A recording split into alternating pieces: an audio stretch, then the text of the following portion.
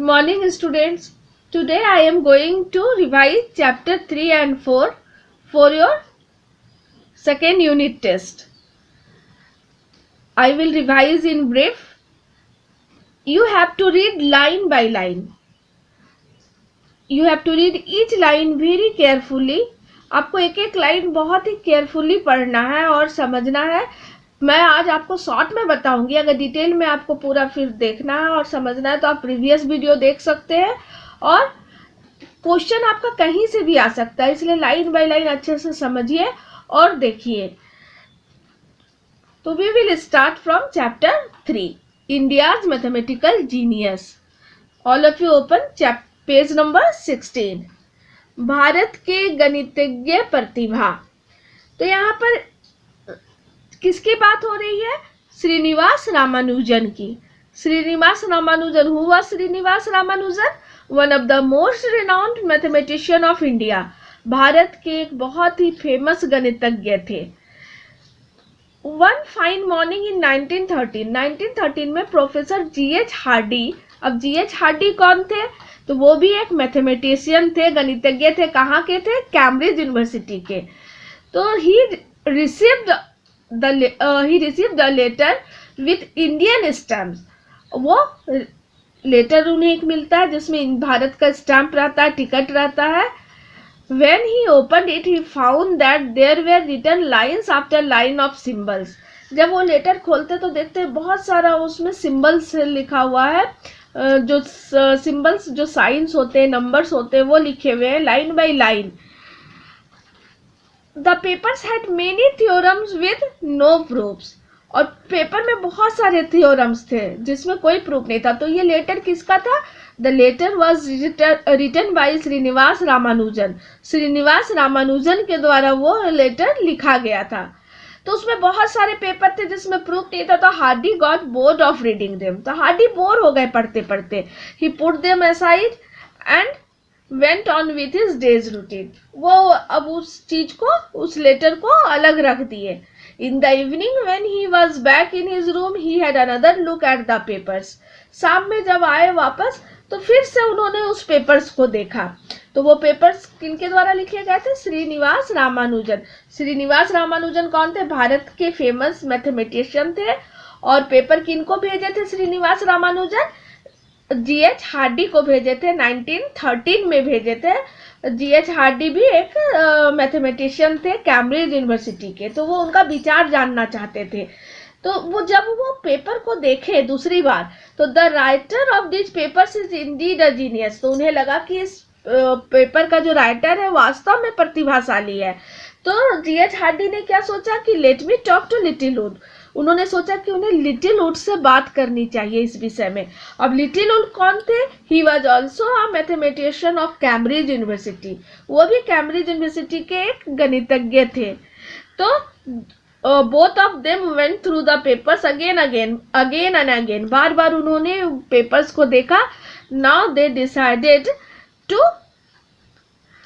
Call this brilliant man.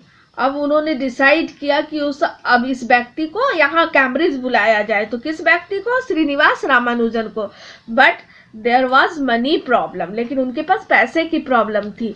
लेकिन ये problem कैसे सॉल्व हुई? The money problem.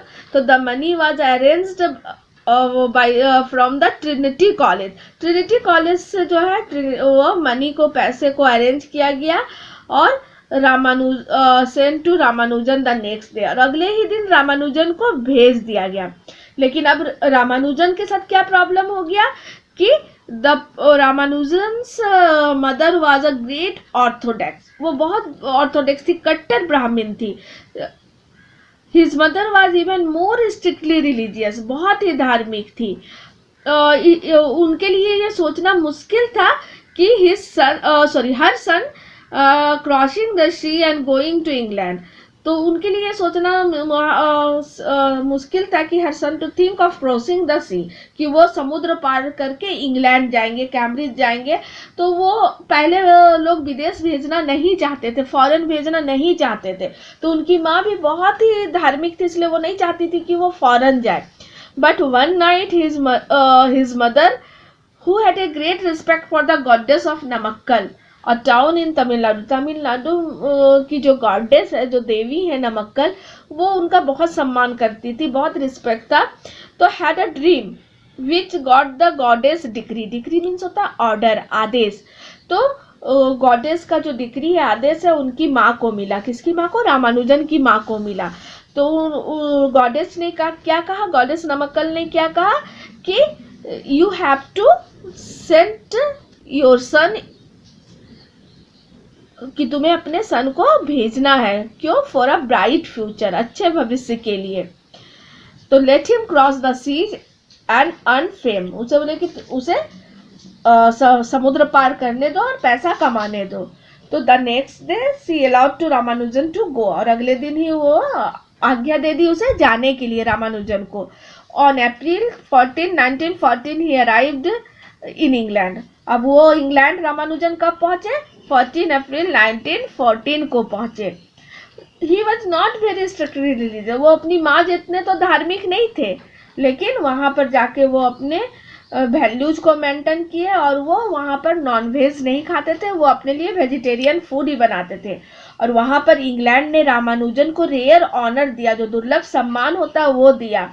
और the royal society elected him a fellow at the age of 30, 30 साल की उम्र में उन्हें फेलो चुना गया, रॉयल सोसाइटी ने उन्हें चुना। और ट्रिनिटी कॉलेज ने भी उसी साल उन्हें फेलो चुना।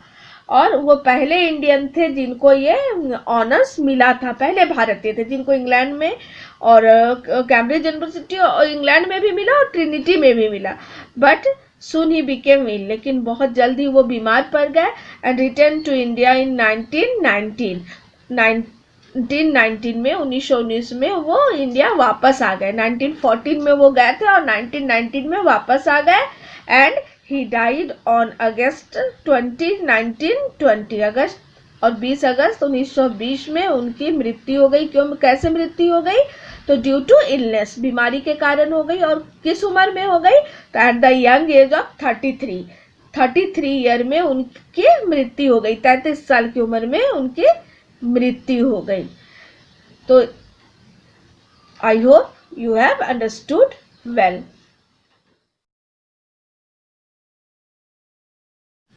Now we will revise chapter 4, which is poem The Topsy Turvy Farm. Topsy turvy means upside down, ubad khabad farm. So the poet is saying about the muddle farm, which is far from reality. यहाँ poet जो है वो muddle farm के बारे में बता रहे हैं, जो वास्तविकता से बहुत दूर है। तो it is a very strange farm, बहुत ही strange farm है, जहाँ बहुत अजीब सारी चीज होती हैं। तो यहाँ क्या होता है कि ये फार्म जो है मॉडल टाउन के नज़दीक में है, जहाँ पर क्या होते हैं, trees grow upside down. Trees जो है मतलब ऊपर का भाग नीचे होता है। द बिग पिग स्क्विल, जो बड़े पिग्स हैं वो क्या करते हैं, बहुत जोर जोर से चिल्लाते हैं। और जो स्मॉल पिग्स हैं वो ग्रंट करते हैं, मैंने अपनी आवाज़ में वो चिल्लाते हैं। और जो ओल्ड फार्म हाउस जो है वो उसका जो बैक है वो बैक टू फ्रंट, मतलब आगे का भाग पीछे है। डक्स क्या करते हैं, वहाँ लेक में, झील में गेम्स खेलते हैं। और डकलिंग क्या करते हैं, वेडल मैंने बहुत सुस्त से धीमे धीमे चलते हैं, वो बहुत क्लमजी मोशन में चलते हैं। और जो हैंस है वो पेयर में स्विमिंग करती है, जोड़े में दो दो करके स्विमिंग करने जाती है। तो आपने कभी सुना है कोई हैन जो है मुर्गी जो है तैरती है, तो वो जोड़े में तैरने जाती है। जो वहाँ बुल है वो टेम है, पालतू है, और वो खेलना पसंद करते हैं। तो बुल वहाँ क्या खेलना पसंद करते हैं, हाइड एंड सीक, लुका छुपी खेलना पसंद करते हैं। और पोएट क्या बोल रहे हैं कि पोएट इज सेइंग दैट कि if I could live on model farm I would never come to harm, मतलब अगर वो मॉडल फार्म में रहे तो उनको कभी कोई नुकसान नहीं होगा। कभी कभी पोएट सपने में क्या देखते हैं, he sees in a dream that he is there, वो कहाँ है, मॉडल टाउन में है। And the sheep are flying everywhere, वहाँ जो भेड़ें हैं वो सब तरफ उड़ रही हैं, वो ऐसा वो सपने में देखते हैं। और वो सपने में क्या देखते हैं कि he is standing on his head, वो अपने सर के बल खड़े हैं।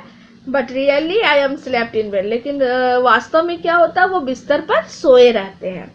तो यहाँ सारी चीज़ अजीब है कि यहाँ पर पेड़ ऊपर नीचे मतलब होती हैं, जो पिग्स है वो चिल्लाते हैं, जो हाउस है वो बैक टू फ्रंट है, जो डक्स है वो गेम खेलते हैं, डकलिंग है वो स्लो स्लो चलते हैं, जो हैंड्स है वो पेयर में जो तैरती हैं, स्विमिंग करती हैं, जो बुल है वो टेम है और हाइड एंड सीक खेलते हैं।